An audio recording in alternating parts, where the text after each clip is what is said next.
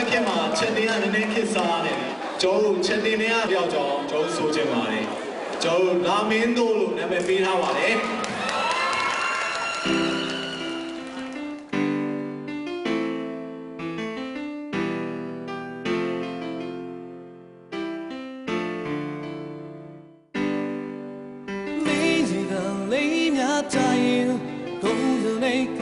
心路啊，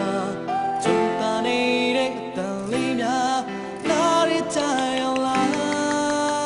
杀对人，你的身高满的小人，偏那包，那别人养的苦嘛，没俺吃的表皮咯，吃的瑞菜米那个牙线，偏的苦包，你眼瑞面子那个拉面那个吃开咯。